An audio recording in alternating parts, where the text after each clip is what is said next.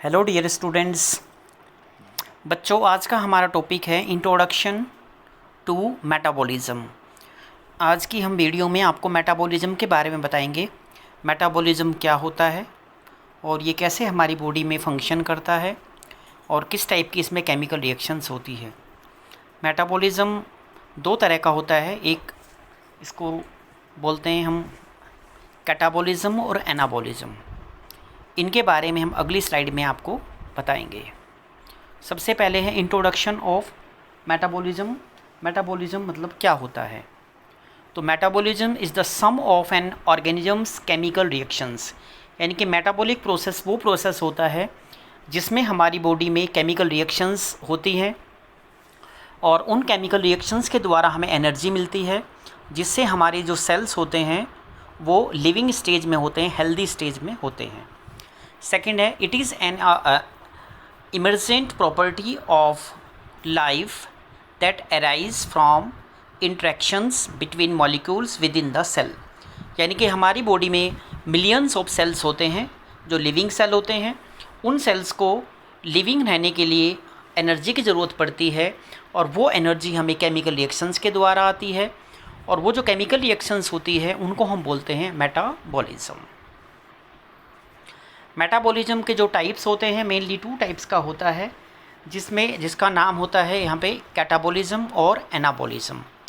Catabolism जो है उसका मतलब होता है breaking down of complex molecules into simpler compounds releasing energy, यानी कि कैटाबॉलिज्म का मतलब होता है जो हम खाना खाते हैं और खाना खाने के बाद में वो जो सिंपल फॉर्म में आते हैं वो कुछ एंजाइम्स के द्वारा, कुछ केमिकल्स के द्वारा वो जो सब्सटेंस होते हैं वो ब्रेक डाउन हो जाते हैं, उसको हम कैटाबॉलिज्म बोलते हैं। जैसे हम लेते हैं कार्बोहाइड्रेट, तो कार्बोहाइड्रेट हम माउथ में लेते हैं और ओरल कैविटी में क्या होता है, वहाँ पे एमाइलेज एंजाइम होता है।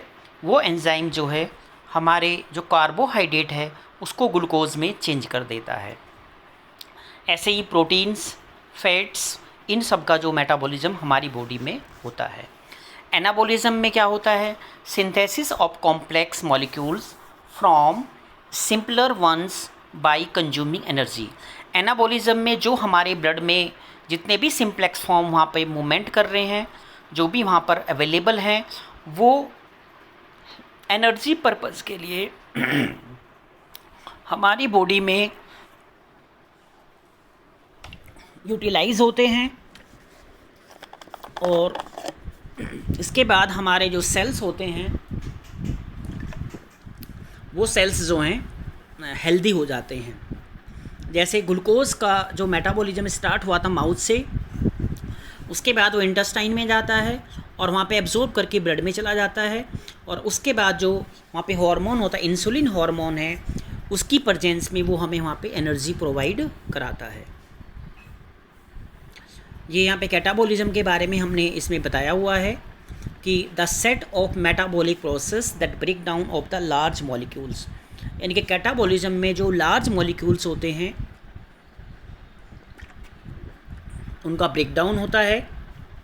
इसके एग्जाम्पल के लिए मैंने आपको बताया था अभी कि जो कार्बोहाइड्रेट हम लेते हैं, लिपिड्स, फैट हम बाहर से खाते हैं, प्रोटीन्स हम लेते हैं, इन तीनों का जो फर्स्ट मेटाबॉलिज्म होता है कार्बोहाइड्रेट का होता है हमारे ओरल माउथ में, प्रोटीन्स का होता है स्टमक में, और फिर इंटेस्टाइन में जो है वहाँ पे होता है फैट का, और उसके बाद जो रिमेनिंग बचा कार्बोहाइड्रेट का। और इसके अलावा जो प्रोटीन्स हैं उसका भी मेटाबॉलिज्म होता है। वहाँ पे पैनक्रियाटिक जूस निकलता है, लीवर से जूस निकलता है, जो बाइल सोल्ट वगैरह आते हैं, और इसके अलावा जो इंटेस्टाइनल जूस होता है वो भी जो बड़े बड़े मॉलिक्यूल्स होते हैं उनको छोटे मॉलिक्यूल्स में चेंज कर देता है। इसका जो पर्पस होता है कैटाबॉलिक एक्टिविटी का, ये जो प्रोवाइड कराता है एनर्जी, और जो कंपोनेंट्स होते हैं वो एनाबॉलिक रिएक्शंस के लिए रेडी हो जाते हैं, तैयार हो जाते हैं। इसके बाद हमारा अगला प्रोसेस जो होगा वो एनाबॉलिक रिएक्शंस होगा, जिससे हमारी बॉडी में सेल को एनर्जी मिलेगी। Anabolism, the set of constructive metabolic process where the energy released by the catabolism is used to the synthesize complex molecules। यानी कि जो हमारा फर्स्ट स्टेज का मेटाबॉलिज्म था उसको कंप्लीट होने के बाद में सेकंड स्टेज का जो हमारा मेटाबॉलिज्म है वो एनाबॉलिज्म होता है। इसमें पहले जो हमारे छोटे छोटे मॉलिक्यूल तैयार हुए थे एनर्जी देने के लिए वो हमारे इंटेस्टाइन में जो है एब्जॉर्ब हो जाते हैं और उसके बाद फिर वो ब्लड में जाने के बाद हमारे सेल्स को एनर्जी देते हैं। एनाबॉलिज्म इन्वॉल्व 3 बेसिक स्टेज, यानी कि जो एनाबॉलिज्म होता है 3 बेसिक जो स्टेज होती हैं उसमें उसका इन्वॉल्वमेंट होता है। फर्स्ट होता है प्रोडक्शन ऑफ प्रिकर्सर, जो हमारे प्रिकर्सर सेल्स होते हैं उनका प्रोडक्शन होता है, जैसे अमीनो एसिड्स, मोनोसेक्राइड, न्यूक्लियोटाइड्स, ये पहले से ही बन के तैयार होते हैं। इनका जो एक्टिवेशन होता है वो लास्ट में हमें एनर्जी देता है और उस एनर्जी को हम बोलते हैं एटीपी, एडिनोसिन ट्राईफॉस्फेट। ये जो है हमारा एक तरह से सेल है जिसके द्वारा हमें बॉडी में एनर्जी मिलती है, जो कि अलग अलग इनकी साइकिल होती है। जैसे कार्बोहाइड्रेट में क्रेब साइकिल होती है। और थर्ड पॉइंट होता है कि जो प्रिकर्सर सेल्स होते हैं जो असेंबल होते हैं उनके जो कॉम्प्लेक्स मॉलिक्यूल होते हैं जैसे प्रोटीन, पॉलीसैकेराइड, लिपिड्स और न्यूक्लिक एसिड, ये सब जो है यहाँ पे एनर्जी देने के लिए यहाँ पे रेडी हैं। ये यहाँ पे सेल दिखा रखा है कि हमारा हीट जो है एनाबॉलिज्म कैसे प्रोडक्शन हुआ, कैटाबॉलिज्म में यहाँ पे हीट रिलीज़ हुआ, ये वेस्ट प्रोडक्ट है, ये हमारे न्यूट्रिएंट्स हैं, smaller molecules, amino acids, nucleotides etcetera, और ये हमारे जो हैं ऊपर लार्ज मॉलिक्यूल्स होते हैं, साइटोप्लाज्मिक मेम्ब्रेन, सेल वॉल और राइबोसोम एट्सेट्रा। तो ये डायग्रामेटिक पूरा दिखा रखा है। और फाइनली हमें एटीपी मिलता है जिससे हमें एनर्जी मिलती है और हीट प्रोड्यूस होती है हमारी बॉडी में। मेटाबॉलिक का जो पाथवे होता है, एक मेटाबॉलिक पाथवे बिगिन होता है, स्टार्ट होता है स्पेसिफिक मॉलिक्यूल के द्वारा और एंड होता है उसका जो एंड प्रोडक्ट बनता है। जैसे जो प्रोटीन्स होती है उसका जो एंड प्रोडक्ट होता है उसको बोलते हैं यूरिया, वो हमारी बॉडी में यूरिन के थ्रू बाहर निकाल दिया जाता है। हर एक स्टेप में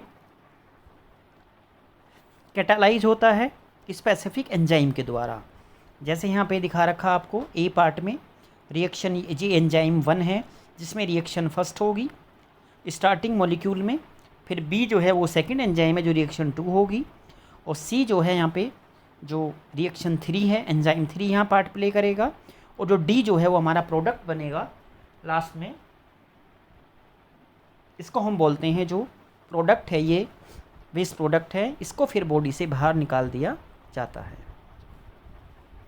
ये स्टेज है यहाँ पे मेटाबॉलिज्म का। कार्बोहाइड्रेट ग्लूकोज में चेंज हो जाता है by help of enzyme, proteins जो है अमीनो एसिड में चेंज हो जाता है बाय हेल्प ऑफ एंजाइम हमारे स्टमक में, लिपिड्स जो है वो चेंज हो जाता है फ्री एसिड्स में हमारे इंटेस्टाइन में। तो स्टेज के हिसाब से ही बता रखा है कि जो फर्स्ट स्टेज है उसमें ग्लूकोज, उसके बाद पायरुवेट में चेंज होगा एसिटल कोएंजाइम में, इससे हमें एटीपी मिलेंगे। जो सबस्ट्रेट है लेवल उसका फॉस्फोराइलेशन होगा, इसमें NADH और FADH जो है ये एंजाइम यहाँ पे यूज़ होंगे, और ऑक्सीडेटिव जो फॉस्फोराइलेशन होगा वहाँ पे CO2 + H2O + ATP ये बनेगा यहाँ पे। ये स्टेज ऑफ मेटाबॉलिज्म है। इसमें जो हमारा अमीनो एसिड है वो भी यही एसिटल कोएंजाइम बनेगा, फिर NADH ये इसमें एंजाइम आएंगे और ये बनेगा। ये फर्स्ट स्टेज है फैटी एसिड में, ये सेकेंड स्टेज है और ये थर्ड स्टेज है। फाइनली जो हमें हमारी बॉडी को एनर्जी की ज़रूरत पड़ती है वो ATP के रूप में हमें मिलती है। ये एंजाइम्स है यहाँ पे जो स्टार्टिंग मॉलिक्यूल्स है, रिएक्शन के बारे में बताया है। लास्ट में first enzyme, second enzyme, third enzyme, और 3 रिएक्शन होती है, रिएक्शन 1, रिएक्शन 2, रिएक्शन 3। ये कैटाबॉलिक पाथवे है। कैटाबॉलिक पाथवे का मतलब होता है कि यहाँ पर जो हमारे मॉलिक्यूल्स होते हैं वो ब्रेक डाउन हो जाते हैं सिंपल फॉर्म में, और सेलुलर रेस्पिरेशन के लिए जो है ग्लूकोज जैसे ब्रेक डाउन होता है ऑक्सीजन की प्रेजेंस में और हमें एनर्जी देता है। ये होता है पाथवे ऑफ द कैटाबॉलिज्म, यानी कि हमारा जो ग्लूकोज होता है वो एनर्जी पर्पज़ के लिए यूज होता है और एंजाइम उसमें इन्वॉल्वमेंट होते हैं साइकिल को चलाने के लिए। एनाबॉलिक में क्या होता है ये कंज्यूम करता है एनर्जी को, जो है एनर्जी पहले से बनाई हुई है, और सिंपलर जो वंस में जो हमारे मॉलिक्यूल्स वो प्रेजेंट होते हैं। प्रोटीन का जो सिंथेसिस होता है, जैसे अमाइनो एसिड बनते हैं, ये एग्जांपल है एनाबॉलिज्म का। बायो एनर्जेटिक्स का मतलब होता है एक स्टडी होती है जहाँ पर ये देखा जाता है कि जो ऑर्गेनिज्म होते हैं वो कैसे जो है मैनेज कर रहे हैं, और उनका जो एनर्जी रिसोर्स वो क्या है। हर एक लिविंग ऑर्गेनिज्म को एनर्जी चाहिए, और एनर्जी जो रिसोर्स होता है उसको हम बोलते हैं bio energetics. Forms of energy, जो एनर्जी की जो कैपेसिटी होती है वो चेंज होती रहती है, और उसकी कैपेसिटी होती है। जैसे हमारी बॉडी में जो सेल्स होते हैं उसे माइटोकॉन्ड्रिया होता है, और माइटोकॉन्ड्रिया में जो है हमारा वहाँ एनर्जी वहाँ पे स्टोर होती है। एनर्जी जो है वो अलग अलग फॉर्म्स में होती है, जो वर्क के हिसाब से वो चेंज हो जाती है। जैसे काइनेटिक एनर्जी, ये एक ऐसी एनर्जी होती है जो कि मोशन के द्वारा जो है एसोसिएटेड होती है, उसके साथ जो है इसका रिलेशन होता है। हीट एनर्जी, जिसको हम थर्मल एनर्जी के नाम से जानते हैं, ये काइनेटिक एनर्जी एसोसिएशन होता है इसका एक साथ में, और रैंडमली जो एटम्स होते हैं उनके मॉलिक्यूल्स जो हैं वो वहाँ पे मूवमेंट करते हैं। पोटेंशियल एनर्जी, पोटेंशियल एनर्जी जो है एक ऐसी एनर्जी होती है जिसके अंदर में जो मैटर है वो प्रोसेस करते हैं, क्योंकि जो उनका स्ट्रक्चर या उनकी लोकेशन होती है वो डिफरेंट टाइप्स में होती है। केमिकल एनर्जी, केमिकल एनर्जी जो है ये अवेलेबल होती है, और केमिकल रिएक्शंस के द्वारा ये यहाँ पे रिलीज़ होती है, उसको हम केमिकल एनर्जी कहते हैं। जो एनर्जी होती है वो एक दूसरे की फॉर्म में वो चेंज होती आती है, और फाइनली वो हमें जो एटीपी जो हैं वो वहाँ पर मिलते हैं। ये यहाँ पे वर्किंग पोजीशन में बता रखा है कि एक जो ड्राइवर होता है मोर पोटेंशियल होता है एनर्जी पर, और जो उसका प्लेटफॉर्म होता है जैसे वो पानी में यहाँ पे डायग्रामेटिक दिखा रखा है। ये ऊपर चढ़ रही है, क्लाइंबिंग कर रही है, यहाँ पे कन्वर्ट होता है हमें काइनेटिक एनर्जी जो है वो मसल्स मूवमेंट में होता है, जिसको हम पोटेंशियल एनर्जी के नाम से जानते हैं। ये ड्राइविंग जो है यहाँ पे डाइविंग लगा रहा है, convert potential energy to the kinetic energy. और एक जो ड्राइवर है वो लॉस कर रहा है यहाँ पे अपनी पोटेंशियल एनर्जी वाटर में और प्लेटफॉर्म के ऊपर। तो इसमें ये जो हमारी एनर्जी है उनके लॉ हैं, जिसको हम बोलते हैं ट्रांसफॉर्मेशन। थर्मोडाइनमिक एनर्जी, वो एक एनर्जी स्टडी होती है जो कि ट्रांसफॉर्मेशन में जो है वो चेंज हो जाती है हमारी एनर्जी, उसको थर्मोडाइनमिक एनर्जी के नाम से जाना जाता है। एक ये क्लोज सिस्टम होता है, जैसे यहाँ पे बता रखा है कि एक लिक्विड जो है वो थर्मस में रखते हैं और उसमें आइसोलेट हो जाता है, तो आसपास का जो सराउंडिंग एरिया है वो उसको बिल्कुल भी टच नहीं कर पाता है, और अंदर जो हमारा सॉल्यूशन है वो हीट रहता है।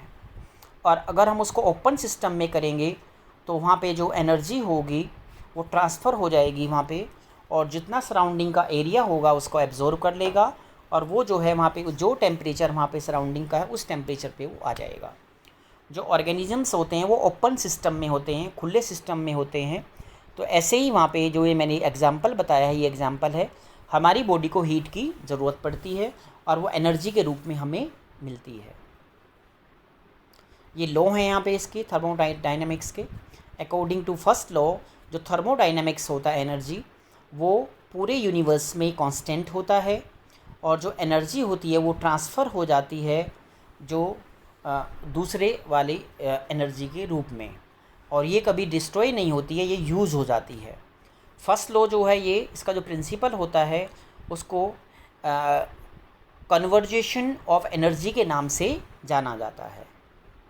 जो सेकंड लॉ होता है इसमें क्या होता है, ड्यूरिंग एवरी एनर्जी ट्रांसफ़र और transformation some energy is unusable and often lost of the heat.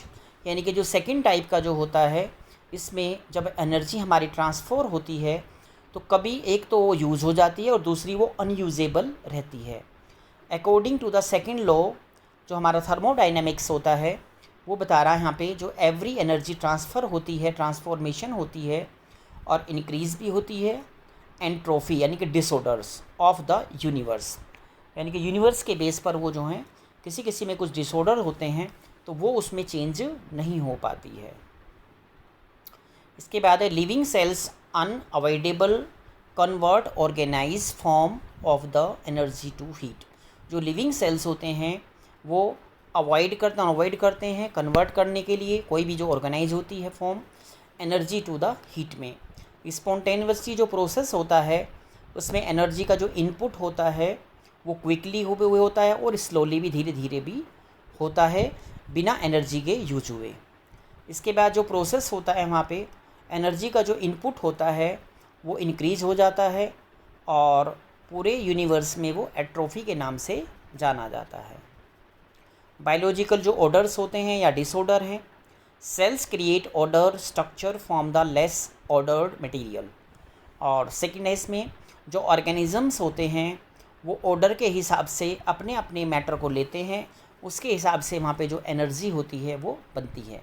इसका एग्जांपल है जैसे एनिमल्स ईट स्टार्च, जो एनिमल है स्टार्च खाते हैं और अदर कॉम्प्लेक्स फूड मॉलिक्यूल्स लेते हैं और वो कन्वर्ट हो जाते हैं कार्बन डाइऑक्साइड और वाटर में। जो कि जो प्रोसेस होता है ये इसमें केमिकल एनर्जी में ये फूड जो ओरिजिनल फूड मॉलिक्यूल्स होते हैं वो वहाँ पर केमिकल के द्वारा चेंज होते हैं।